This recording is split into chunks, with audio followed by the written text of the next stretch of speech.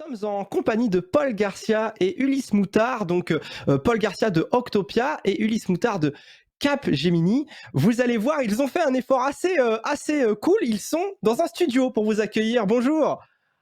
Bonjour. Bonjour à tous. C'est magnifique. Ah là, vous êtes trop bien là. On a la chance d'être bien accueillis chez Capgemini. Toujours, toujours. Alors, On de voulait quoi faire les choses allez-vous nous bien. parler pendant la prochaine demi-heure, dites-moi. On va vous parler de marketplace, peut-être, Paul, un peu plus Ah, On précisément. va parler de marketplace, on va parler d'évolution du monde du retail vers le monde de la marketplace avec un projet qu'on a fait ensemble avec Capgemini. Voilà, et comment on peut faire avec des un gros projet choses. concret.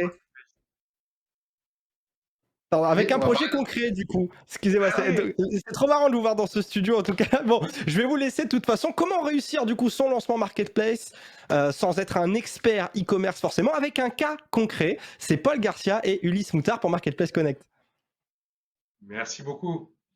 Alors donc, bonjour à tous, moi je suis Paul Garcia, je m'occupe des ventes et des partenariats chez Octopia. Et donc chez Octopia, on accompagne soit les retailers, soit les e-commerçants à se transformer vers un modèle marketplace.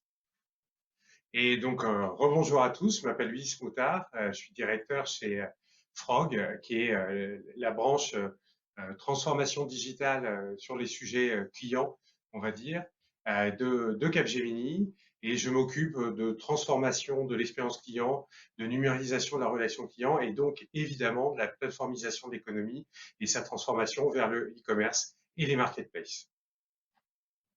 Mais Paul, est-ce que tu peux nous parler un petit peu plus d'Octopia? Oui, bien sûr. Alors, on nous demande souvent qui on est. Alors, chez Octopia, on est 500 talents un peu partout dans le monde. On a, pour vous donner une idée, on a 250 personnes à la R&D et au produit. Ensuite, on a 150 personnes qui s'occupent du sourcing et du recrutement des vendeurs, parce qu'on sait que c'est un asset très important dans notre milieu de la marketplace.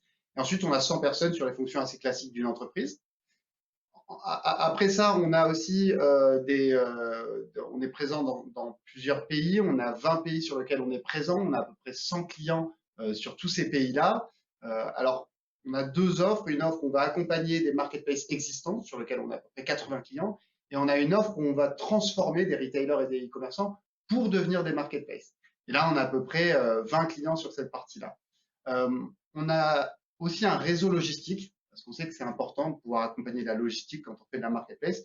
Donc, on a des centres de fulfillment qui sont en France, en Espagne, en UK, en Allemagne cette année. On a aussi des bureaux commerciaux qui ouvrent dans tous ces pays-là. Donc voilà, Octopia, c'est tout ça. C'est nos talents, c'est notre technologie, c'est nos vendeurs et nos ressources logistiques. Et donc, chez vous, Capgemini, comment est-ce que vous accompagnez les clients? Alors, je vais, je vais essayer de vous expliquer peut-être un tout petit peu ce qu'est Capgemini, parce qu'on en parlait, Paul, juste avant. Effectivement, c'est un très grand groupe. On est plus de 300 000. On travaille sur énormément de sujets. Mais aujourd'hui, on va se focaliser peut-être sur deux de nos activités, qui sont les activités qui vraiment accompagnent en fait les clients vers le e-commerce et vers les marketplaces. On va dire qu'il y a eu une grande vague e-commerce ces dernières années et qu'on est dans une belle vague et une belle dynamique marketplace sur nos clients, qui sont pour la plupart des grands clients. On accompagne en France notamment les acteurs du CAC 40 ou du SBF 120, et c'est à peu près le cas dans le reste du monde. Et on les accompagne en fait à travers deux équipes. Une équipe qui s'appelle Frog, dont je vous ai parlé tout à l'heure, qui traite en fait des sujets d'innovation, de business model, de transformation des organisations au service du client et de l'expérience client. Et donc, pour faire simple, c'est la partie un peu conseil innovation au service des sujets clients. Et puis, on a une autre équipe avec qui on travaille vraiment main dans la main, qui est plutôt sur les sujets tech et qui va travailler avec les grands partenaires de marché sur les solutions e-commerce, comme Magento d'Adobe ou autres sur la partie e-commerce, et évidemment Octopia, pour réussir à faire des implémentations des super, évidemment, expériences clients qu'on a designées côté Frog. Donc voilà, en fait, le setup qu'on a côté Capgemini pour travailler avec tous nos partenaires et en particulier Octopia pour faire des beaux projets et accompagner de bout en bout nos clients, parce que l'idée, c'est vraiment de ne pas les laisser au milieu du guet. Et je pense qu'avec Octopia, on partage vraiment cette vision de dire que voilà, il y a des produits, il y a des solutions, mais il y a aussi des rapports humains très forts et que ces clients-là, et notamment dans le cas qu'on va vous montrer aujourd'hui, il faut parfois voilà, vraiment commencer du début, les faire monter en compétences et les accompagner pour que leur projet soit vraiment un succès à la fin. Et c'est vrai que quand on discutait et qu'on préparait cette entité Frog, qui est vraiment cette partie innovation, accompagnement client, c'est aussi ce qu'on est devenu chez Octopia, puisque à la base, comme certains le savent, Octopia, c'est une spin-off de Cdiscount. C'est-à-dire qu'on a pris partie de la techno de Cdiscount, qui a un peu plus de 20 ans, déjà en e-commerce et 10 en marketplace. On l'a redesignée en marque blanche pour la rendre ouverte, paramétrable. Maintenant, Octopia, depuis 2 ans, on la commercialise et on s'entoure de bons partenaires pour la commercialiser et l'implémenter. Mais cette aventure Octopia qui est très innovante, c'est un peu l'aventure de Frog chez Capgemini. Et donc, ce qui nous amène ensuite à avoir des sujets en commun dont on va parler aujourd'hui, notamment un use case que tu vas évoquer. Super. C'est vrai qu'on a le côté un petit peu petit village gaulois dans un univers peut-être un petit peu plus grand. Donc, le cas dont on voulait parler, parce que on peut parler effectivement de manière conceptuelle, de manière un peu théorique, mais on voulait plutôt rentrer dans un cas, dans un secteur moi qui me tient particulièrement à cœur, qui est la santé, et on accompagne, et c'est pour ça qu'on donnera pas de nom, parce que c'est un projet qui n'est pas qui est complètement terminé à ce jour, donc on veut respecter évidemment un peu de secret professionnel. On accompagne un très gros acteur européen du soin. Donc très concrètement, c'est un acteur qui soigne des bobos, qui fait ce qu'on appelle de la chirurgie ambulatoire. Vous savez, on fait des rendez-vous avant, on arrive à l'hôpital le matin, on sort l'après-midi. Ils opèrent aussi des maternités. Donc c'est un acteur, j'allais dire au sens briquet mortar, le plus pur et le plus beau qu'on puisse imaginer, c'est-à-dire qu'il faut venir sur place pour être soigné. C'est un peu compliqué d'être à distance, même si le Covid nous a montré qu'on pouvait faire un peu de suivi à distance. Aujourd'hui, le sujet qu'ils ont, c'est qu'en fait, ils voient très très peu leurs patients ou leurs clients parce que heureusement, on n'est pas malade et on se casse pas la cheville tous les 4 matins. Ils les voient tous les 10 ans et plus. Et c'est presque un petit peu comme dans l'assurance. Je pense que le parallèle est assez fort, c'est-à-dire qu'un assureur, on souscrit son contrat, voilà, et la prochaine fois qu'on va voir son assureur, c'est quand on a un sinistre, et c'est-à-dire dans un moment émotionnellement assez fort, où là, on va avoir un grand nombre de points de contact. Ça va durer un temps très court. Voilà, entre le moment où on va préparer son opération, faire son opération, un petit peu de suivi de post-opération, et on se quitte. Bons amis, on reçoit quelques jours après peut-être une facture pour un reste à payer qui ne serait pas couvert. Et après, on se revoit peut-être dans 10 ou dans 12 ans. En tout cas, c'est ce qui se passe en moyenne. Et le sujet, c'est comment on s'assure que le client, dans 10 ou 12 ans, il revient et qu'il n'aille pas chez un concurrent dans le secteur public. Et pour s'assurer qu'il revient, comment on essaye de créer un lien qui soit un lien qualitatif et à distance, parce que a priori l'offre de service qu'ils ont n'est pas compatible avec une vision, enfin en tout cas des contacts quotidiens avec le patient, parce que voilà, c'est pas des consultations, c'est pas ça leur cœur de sujet. Et donc ils sont arrivés à la conclusion qu'il fallait monter une plateforme de service. Voilà. Et au-delà de cette plateforme de service, une marketplace. Et c'est ce qu'on va essayer de regarder ensemble et creuser un peu comme articulation avec vous aujourd'hui. Alors, selon toi, c'est quoi les grandes difficultés qu'ils avaient pour se lancer et puis maintenant pendant le projet, et quels sont les acteurs qui font ce genre de choix? C'est quoi les grandes difficultés qu'ils peuvent rencontrer? Alors, les grandes difficultés qu'ils ont, c'est que, je vais dire, c'est tout simplement pas leur métier. Voilà, ils font évidemment du marketing, ils font du marketing digital aussi, mais c'est un marketing digital qui est lié à la commercialisation et à l'activation autour de produits qu'ils maîtrisent, qui sont des produits, j'allais dire, vendus, ou plutôt des services qui sont administrés physiquement. Donc c'est quand même un changement d'état d'esprit. C'est un changement évidemment aussi d'organisation, de compétences, voilà, et c'est un changement de vision et de gestion d'un business qui va être différent. Donc c'est, j'allais dire, assez complexe. De notre point de vue, la complexité aussi, c'est que, en fait, vu de loin, et quand on démarre un projet comme ça, un client peut avoir l'impression que finalement, c'est pas tant que ça, que c'est finalement rajouter des compétences numériques, des compétences web, une marketplace. C'est peut-être pas en fait si insurmontable que ça. En plus, quand on voit des plateformes technologiques comme celle d'Octopia, qui sont très connectées, qui sont très automatisées, où les vendeurs, enfin, il y a des tableaux de bord qui vont se fabriquer de manière très automatique. Quand on fait les démonstrations ensemble de ça, le client sort de là en se disant non mais en fait tout va marcher quoi. C'est presque simple. Ouais, non mais c'est simple, tout va marcher. voilà, je vais demander à mon équipe marketing de regarder ça du coin de l'œil et ça devrait tourner tout seul.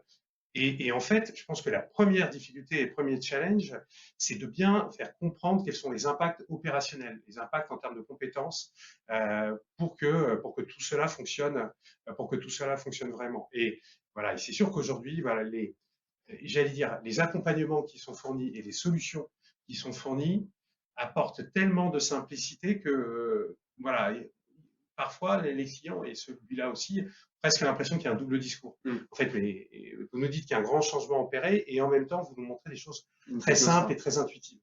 Et donc, est-ce que le challenge, il n'est pas en dehors de la techno, justement, il n'est pas ailleurs, parce qu'effectivement, les technos essaient de masquer maintenant la complexité, être de plus en plus simple. Et donc, est-ce que les challenges ne sont pas plutôt sur l'organisation, sur le business, justement les vendeurs? Toi, de ton point de vue, qu'est-ce que tu vois comme Oui, challenge? et exactement. Je pense que le vrai challenge, pareil fallait peut-être un peu insister pour faire comprendre, c'est que aujourd'hui, ils sont dans un business B2C. C'est-à-dire qu'ils ont un service qu'ils vendent à des patients. Demain, sur une marketplace, en fait, en vrai, on passe dans un service qui est B2B2C. C'est-à-dire que le client numéro 1 d'un opérateur de marketplace, c'est le vendeur. Voilà. Et donc, le premier sujet, c'est évidemment le recrutement des vendeurs et puis après, chouchouter les vendeurs pour qu'ils soient capables de faire les bonnes offres, qu'ils participent aux promotions, aux campagnes qu'on veut lancer, qui jouent le jeu et qu'ils dynamisent main dans la main avec l'opérateur la plateforme. Et puis qu'au final, ça puisse effectivement proposer un panel de services et de produits qui soit satisfaisant et sexy en client. Et donc, il faut travailler avec ces vendeurs. Et ça, encore une fois, c'est un nouveau métier et pas un métier, c'est pas un métier inné. Vous le savez très bien. Tu me disais, vous avez combien 150 commerciaux qui s'occupent des vendeurs chez vous? Alors ouais, c'est une particularité de Autopia, c'est qu'on a 150 personnes chez nous qui font du recrutement et de l'account management des vendeurs. C'est-à-dire que on a des clients qui ont tous du mal à recruter des vendeurs parce que c'est très compliqué. Donc nous, on a décidé d'avoir 150 personnes qui parlent toutes les langues et qui recrutent des vendeurs dans le monde entier pour les mettre à disposition de nos clients. Donc en fait, on crée un pool de marketplace et de vendeurs qu'on n'opère pas nous, mais qu'on met à disposition de nos clients. Voilà, et ça, voilà, ben ça vous savez le faire, mais pour un nouveau marketplacer, j'allais dire, un nouvel opérateur, c'est un métier qu'il faut apprendre. Bien sûr. Voilà, et en parallèle, de se renforcer sur la partie marketing digital, parce que voilà, on n'est plus que sur des sujets de canon à mail, il y a des sujets un peu plus compliqués à traiter. Voilà, il faut s'occuper de la plateforme e-commerce, parce que le marketplace, c'est quand même avant tout en termes marketing, une plateforme e-commerce qu'il faut gérer dans sa relation avec le client. Et enfin, dernier sujet, c'est la logistique. Aujourd'hui, ils gèrent très bien la logistique, mais une logistique complètement différente. C'est-à-dire qu'ils livrent des gants, des masques, des seringues à des cliniques. Voilà, ça, ils savent très très bien le faire. Ils savent l'anticiper. Voilà, ils savent faire du replenishment de leurs différents, j'allais dire, magasins, quelque part, qui sont des hôpitaux, ça, ils savent le faire. Mais en revanche, alimenter un store e-commerce, assurer une qualité de service, un suivi de delivery, gérer les retours clients. Aujourd'hui, c'est eux-mêmes qui font leur retour en disant j'ai pas eu assez de matchs, j'ai pas eu assez de gants. Là, quand on a des centaines de milliers de clients et qu'on doit faire des retours, c'est un autre métier. Il faut s'organiser différemment. Alors oui, c'est vrai. Alors à la fois pour ce client, mais pour tous les clients avec qui on parle, c'est souvent un gros sujet. Alors qu'ils soient retailer ou e-commerçants, la problématique est la même. Ils nous disent à chaque fois, me lancer dans le monde marketplace, c'est très bien. Je vais avoir plus de clients, je vais faire plus de profits avec une très bonne rentabilité, etc. Mais est-ce que je ne risque pas de dégrader ma marque? Parce que c'est des vendeurs externes que je ne contrôle pas qui vont s'occuper de la livraison à mes clients. Et donc, c'est quelque chose que je ne contrôle pas et qui pourrait mal se passer. Et donc, on l'a quasiment tous les jours, cette remarque. Et c'est vrai que c'est un gros sujet pour les marketplaces qui se lancent. Donc, comme je disais dans l'introduction d'Octopia, nous, on a créé des centres de fulfillment. C'est-à-dire qu'on stocke la marchandise de nos vendeurs et on l'expédie pour eux. Donc, je vais revenir un peu dessus. Mais ça permet d'avoir un gage de qualité de service pour toute cette offre qui est, comme on dit, en fulfillment, puisque c'est nous qui l'opérons. Donc, c'est comme ça qu'on essaie d'accompagner dans le sujet logistique pour ce client en particulier et puis pour tous les autres clients, c'est de leur mettre à disposition un certain nombre de vendeurs, comme on l'a dit, dont un certain pourcentage très élevé, le plus possible évidemment, est en fulfillment. C'est-à-dire qu'on garantit une qualité de service. Comme ça, ils sont sûrs d'apporter une promesse à leurs clients qui soit fiable. Non, je pense que c'est important parce qu'ils ont besoin, j'allais dire, d'être assurés sur l'ensemble des dimensions. Évidemment, il y a le sujet technologique. Il faut avoir une plateforme qui permet de se connecter à leur plateforme e-commerce, j'allais dire, qui permettent de gérer les vendeurs, de faire l'onboarding des vendeurs. Ça, c'est encore effectivement tout un sujet, j'allais dire, mais ces plateformes, et en particulier celle d'Octopia, permettent, j'allais dire, aujourd'hui de régler ces problèmes-là. Si elles ont, j'allais dire, une dimension CRM développée. Je pense que c'est aussi des sujets qui sont importants. Tous nos clients ne sont pas équipés, j'allais dire, de CRM qui sont prêts à travailler sur des sujets de marketplace parce que pour leur business traditionnel, ils ont configuré des CRM qui sont faits pour ça. Et je pense que c'est important aussi d'avoir toutes ces fonctions de CRM qui soient bien dédiées au sujet marketplace parce que elles sont spécifiques, c'est des besoins spécifiques. Il faut pouvoir former les account managers et les marketeurs qui vont travailler dessus ou les personnes qui vont faire du service. Donc ça, je pense que c'est un premier sujet. Deuxième sujet, on a vu, c'est le fulfillment. Troisième sujet, c'est tout le marketing digital, parce qu'encore une fois, c'est un nouveau business.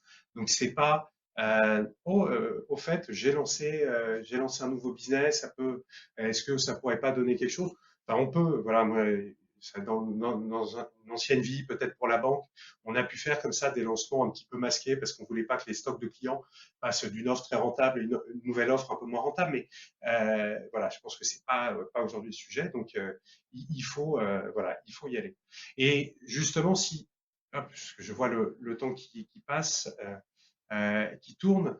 Le vrai challenge, voilà, et un peu pour résumer peut-être le débat qu'on a eu, c'est comment on aide un acteur en fait qui est aujourd'hui quasiment un pur brick-et-mortar, qui a engagé une transition et une transformation digitale parce que il a lancé il y a quelques années une plateforme de service pour notamment gérer l'avant-hospitalisation et l'après-hospitalisation, mais dans une logique plutôt de réduction de coûts administratifs. C'était plutôt ça, avec une première surcouche avec des services à valeur ajoutée pour l'hospitalisation, avoir le Wi-Fi en chambre, pour réserver sa place de parking, avoir éventuellement des personnes qui viennent garder vos enfants ou vos animaux de compagnie pour que votre hospitalisation se passe bien.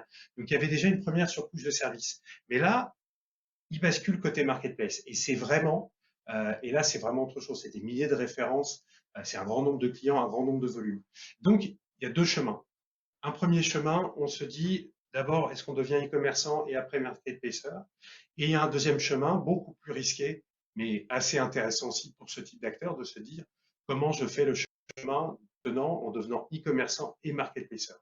Et pour ça, je pense qu'on n'est pas trop de deux pour faire un accompagnement fort et concret sur ce type de projet-là, parce qu'encore une fois, il faut transformer une organisation, il faut transformer les façons de travailler.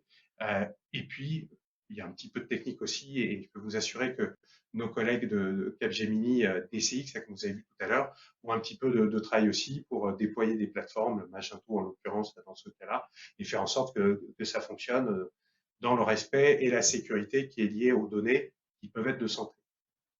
Je suis d'accord, et je pense que, évidemment, il y a deux chemins. Le chemin classique que beaucoup ont pris, faire d'abord du e-commerce, puis de la marketplace, et puis le chemin, on va faire un peu Big Bang, où on passe tout de suite en mode marketplace. Mais je pense que si on est bien accompagné, avec un acteur comme Capgemini qui a toute cette dimension conseil à la fois sur le digital, sur le e-commerce, sur la logistique, sur la marketplace, donc un spectre très large pour accompagner ce client-là, et une technologie comme Octopia qui va au-delà de la technologie, puisqu'on leur donne pas cette technologie, on les accompagne aussi sur les vendeurs et sur la logistique. Quand on s'entoure potentiellement d'acteurs qui peuvent les accompagner de bout en bout, le Big Bang est un peu moins risqué parce qu'on a justement ce double accompagnement. Et c'est ça que je trouvais intéressant dans ce projet. Et je pense que c'est pour ça que Capgemini était surtout primordial pour accompagner de bout en bout sur toutes les facettes, à la fois le digital, mais aussi la marketplace, mais aussi la logistique. Donc, c'est ça que j'ai trouvé intéressant. Tout à fait. Et c'est vrai que nous, on a pu mettre aussi, j'allais dire, en pratique, une expérience qu'on a gagnée on a mis en place pas mal de marketplace B2B, donc au sein des organisations, des marketplaces achats, et où en fait on trouve aussi cette même problématique parce qu'on est sur des équipes qui vont être achats ou commerce grand compte typiquement qui ne faisaient pas de e-commerce avant et qui font pareil un peu ce Big Bang. Voilà, et c'est un peu dans ces cas-là qu'on est allé chercher nos expériences et les bonnes pratiques pour les mettre en place là pour un cas qui est vraiment un cas B2C, puisque pour être très concret, en fait, c'est un acteur qui va vendre des produits de santé, de la montre connectée aux suppléments alimentaires, aux béquilles ou autres, via une plateforme à son nom, voilà, alors que le mois d'avant, il ne faisait pas du e-commerce. C'est ça. Alors, si on attaque un petit peu comment on les a accompagnés côté Octopia sur la partie technologie, c'est un peu le cœur de notre offre. C'est-à-dire que ce client-là, il avait besoin qu'on l'accompagne de bout en bout pour faire son projet. Et donc, chez Octopia, on a une proposition de valeur qui est assez forte parce qu'on ne se concentre pas uniquement sur la technologie. On pense que la technologie, c'est nécessaire, mais c'est pas suffisant pour avoir un projet successful. Donc, évidemment, on leur a mis, on vous met à disposition pour implémenter ça sur leur e-commerce. Donc, on met à disposition cette technologie, mais on les accompagne aussi sur la partie recrutement des vendeurs, onboarding des vendeurs et gestion des offres. Donc, aujourd'hui, dans notre offre chez Octopia, on a un peu plus de 15 000 vendeurs. On a annoncé au marché qu'en 2025, on en aurait 50 000. Donc, voilà à quoi servent les 150 personnes. Un petit peu de challenge. Un peu de challenge, mais c'est pour ça qu'on a 150 personnes qui travaillent. Sur ces 15 000 vendeurs, il y en a à peu près un tiers qui sont français, le reste sont européens et non européens. Donc, c'est une gamme assez large et ça représente à peu près 100 millions de produits. Et donc, on travaille avec ce client-là pour regarder dans tous ces vendeurs et tous ces produits, quels sont ceux qui les intéressent. Donc, ceux, comme tu as dit, qui vont être sur de la santé, de l'hygiène, du soin, ce genre de choses. Et on se rend compte qu'il y a une offre qui est extrêmement large. Et donc, ça leur permet de démarrer, lancer, c'est-à-dire que le jour de leur lancement, le jour de leur go live qui va bientôt arriver, ils auront tout de suite un nombre très fort de vendeurs. Si on avait amené seulement la technologie, ça leur aurait peut-être pris 2, 3, 4 ans pour recruter ces vendeurs. Donc ça, c'est un premier atout très important, la partie vendeur. Et j'insiste aussi là-dessus parce que un des enjeux qu'on a assez vite sur tous ces projets-là, c'est de construire un business plan.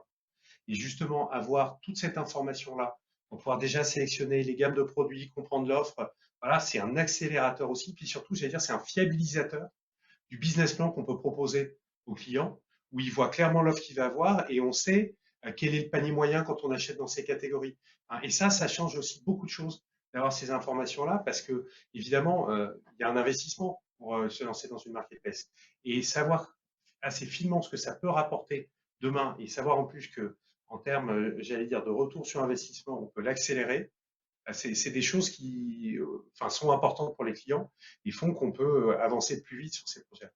Ça va beaucoup plus haut financier. Hein. Mais c'est vrai qu'ils ont pu se projeter tout de suite parce que quand on a commencé à travailler sur les business plans, en fait, dès le jour 1, ils ont un business qui tourne grâce à ces vendeurs-là. Alors que sans cet asset, ils auraient mis beaucoup de temps à commencer à générer du business. Donc ça, c'est cette première partie qui est très importante dans ce projet, mais dans tous les projets qu'on fait avec Octopia. La deuxième partie, c'est d'avoir la logistique. Encore une fois, on a parlé du fulfillment tout à l'heure. Sur les 15 000 vendeurs qu'on a, on en a un peu plus de 35% qui sont en fulfillment. Ça veut dire on a leur stock et on opère leur stock. Donc, quand on met des vendeurs en fulfillment à ce client-là ou à d'autres clients, on garantit une qualité de service. Et ça, c'était un enjeu très important. Et la dernière partie, c'est l'accompagnement. Ça fait près de 10 ans qu'on a ce savoir-faire de marketplace, comme on a une spin-off d'un acteur qui a un peu plus de 10 ans sur ce modèle-là. Et donc, on transmet ce savoir-faire.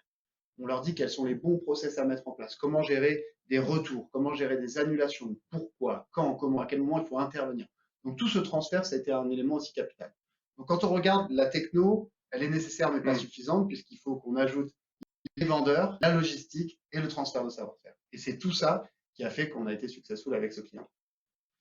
On voulait aussi partager, puisqu'on était un peu désespéré de ne pas pouvoir annoncer aujourd'hui le nom, ça sera dans quelques jours, du client dont on a parlé aujourd'hui, mais qui a un cas très intéressant. On voulait quand même parler de certains logos qui sont parlants et qui reflètent ce qu'on a dit aujourd'hui.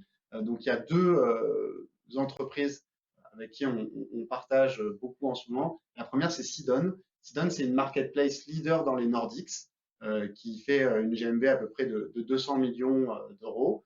Et on les a accompagnés chez Octopia pour leur brancher justement tous nos vendeurs, un certain nombre de vendeurs.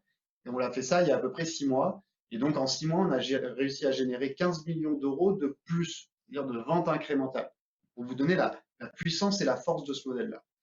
L'autre référence dont on voulait parler, c'est Casino, que tout le monde connaît.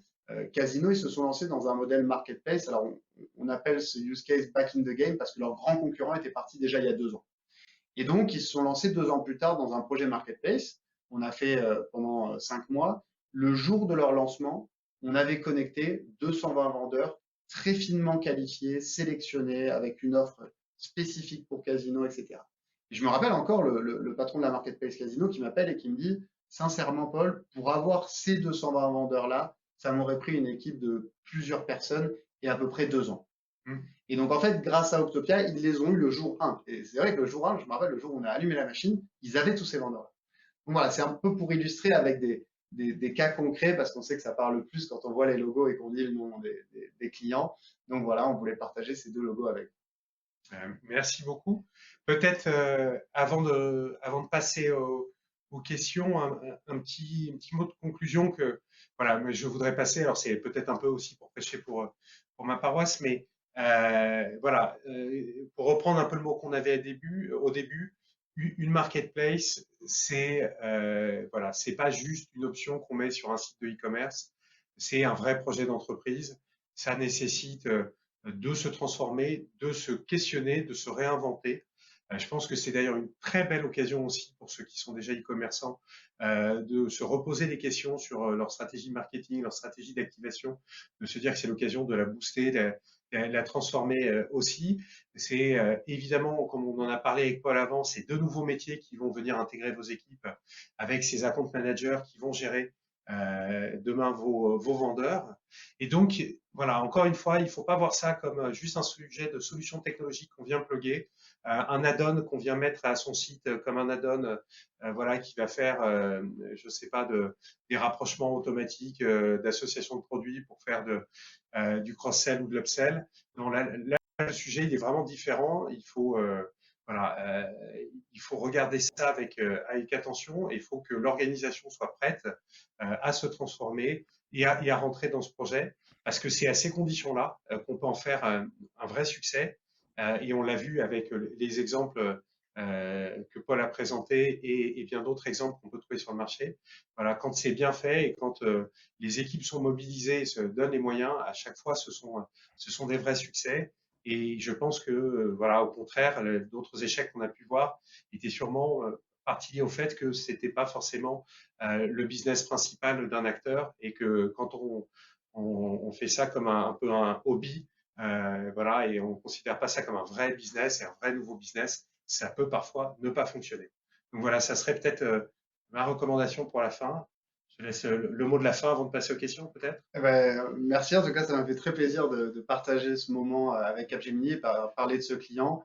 On vous attend tous nombreux pour venir nous voir et discuter de vos projets Marketplace. On sera ravis de vous accompagner sur l'ensemble de la chaîne et on forme un super couple éditeur-intégrateur avec Capgemini. Un peu too much peut-être, mais bon. Ce qui vous fait une value propre complète, donc on a hâte de discuter avec vous. Et on prend toutes les questions, évidemment. Ouais. C'est vrai que vous formez plutôt un beau duo, vous avez le plateau, vous vous renvoyez la balle. Franchement, moi j'ai pas grand chose à faire, mais j'ai quand même envie de profiter de vous et de votre temps pour vous poser quand même quelques questions. Donc j'avais une première question. J'aimerais revenir sur le milieu du soin, le secteur du soin dont vous avez parlé. À un moment, vous avez dit que le chemin peut-être le moins évident dans la conception de la marketplace, ça pouvait être intéressant dans ce milieu précisément. J'aimerais demander pourquoi dans ce milieu-là, ça peut bien s'y prêter. Alors, je vais répondre parce que en fait, le côté e-commerce n'est pas évident. On parlait d'acteurs de la conciergerie, par exemple, en hôpital. Voilà, et on peut citer un nom, la Hapital, qui est un leader français, qui est une vraiment super boîte d'ailleurs sur le sujet. Mais globalement, la partie e-commerce dans le soin, qui est essentiellement public ou du privé presque parapublic, n'est pas du tout évidente. Donc, c'est finalement pas le chemin le plus évident de e-commerce au côté marketplace permettant justement de garder un lien quand on n'est pas à l'hôpital. Et là, il y a une vraie place à prendre, il y a une vraie stratégie de marque à mettre en place. Et c'est pour ça que je pense particulièrement dans ce milieu, basculer directement côté marketplace a un sens, parce que le côté e-commerce pur, les soins, quelque part, hein, on ne vend pas de produits. Voilà, on peut proposer des rendez-vous, on peut proposer un petit peu de la téléconsult évidemment, mais faire un peu d'administratif. Mais dans le numérique, on va s'arrêter là si on bascule pas dans le côté marketplace. Je suis peut-être un peu Dans ce champ... Non, mais c'était super. Vous proposez vraiment un tas de solutions en fait pour passer à ce changement. On a l'impression que vous pensez vraiment à tout. Est-ce que pour ces entreprises qui auraient du mal à procéder à ce changement, quel impact ça peut, à votre avis, leur faire s'ils passent pas, s'ils font pas ce changement? Alors, on propose plein de choses, c'est sûr, mais on propose pas tout. Malheureusement, souvent, ce qu'on voit, ce qui est dur pour passer ce cap, parfois, c'est la génération de trafic. Et surtout quand on passe d'un modèle retail à un modèle marketplace tout de suite. Quand on fait du e-commerce, on a déjà du trafic, on a déjà des gens qui viennent, et donc on vient compléter avec plus d'offres. Quand on passe du retail à la marketplace, on a un héritage où il y a assez peu de trafic. Donc le risque, il est de se concentrer que sur cette partie-là sans se dire pour autant, il faut que j'investisse aussi sur du marketing digital, il faut que je fasse venir des patients slash clients. Et c'est vraiment important de faire ça parce que si on n'a pas de trafic à la fin, ça ne pourra pas marcher. Donc ça, c'est vraiment un sujet sur lequel on essaye d'accompagner. Il y a d'autres gens qui font ça aussi très bien.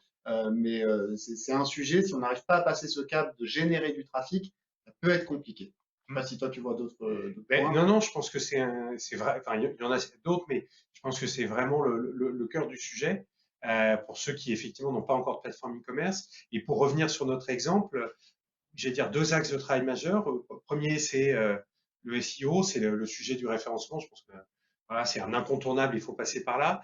Et le deuxième, et c'est ce que je disais en introduction, c'est ils ont la chance d'avoir un volume important de patients qui viennent les voir dans les hôpitaux tous les ans.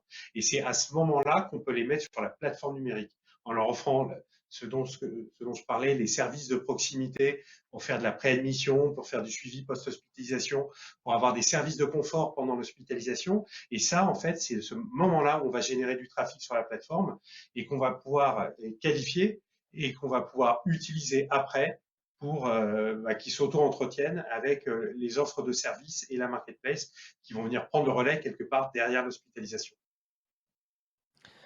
Il y aura une dernière question avant de nous quitter. Ce ne sera pas une question qui vient de moi, mais qui vient de Tristan, qui demande si c'est possible d'avoir une idée du coût moyen de vos projets, mais aussi de la répartition entre la techno et l'accompagnement que vous proposez.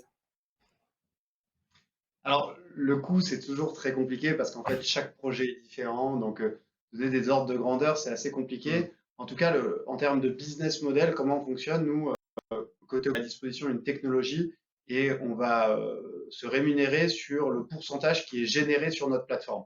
Donc, ça veut dire quoi? Ça veut dire que nous, on fait en sorte que nos clients fassent beaucoup de chiffre d'affaires parce que plus ils gagnent, plus on va gagner. Donc, c'est vraiment ça la logique de notre business model, c'est de faire en sorte que nos clients gagnent. Et c'est aussi pour ça qu'on les accompagne sur des vendeurs parce qu'au plus ils ont de vendeurs, au plus ils vont générer de chiffre d'affaires et donc au plus on va prendre.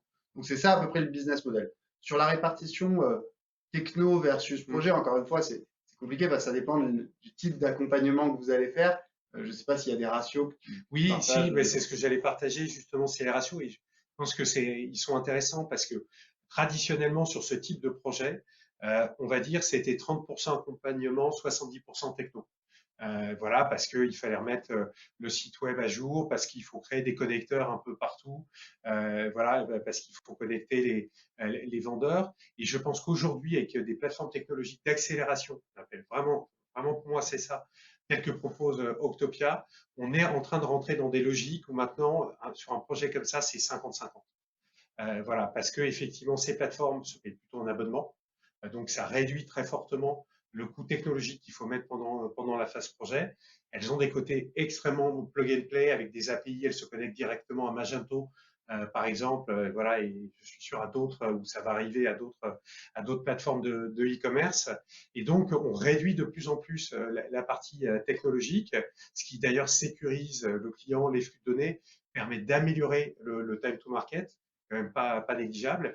Et donc, en contrepartie, ça permet d'avoir plus de fonds finalement et une partie plus importante pour faire l'accompagnement des projets, à la conduite du changement, à la montée en compétences, à l'apprentissage de ces nouveaux métiers, et puis aussi pour qu'on soit vraiment présent sur le pilotage aussi de ces projets aux côtés de nos clients, pour jouer notre rôle de conseil finalement, et puis leur dire que voilà, si ça bloque parfois, voilà, qu'il y a des solutions et les aider à les trouver.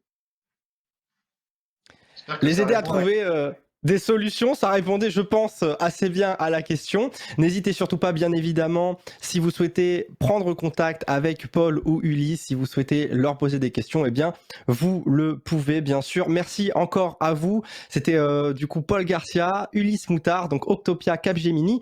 Comment réussir son lancement de Marketplace sans être un expert du e-commerce pour Marketplace Connect. Merci encore. Merci beaucoup, Merci à bonne vous. journée. Bonne journée à tous.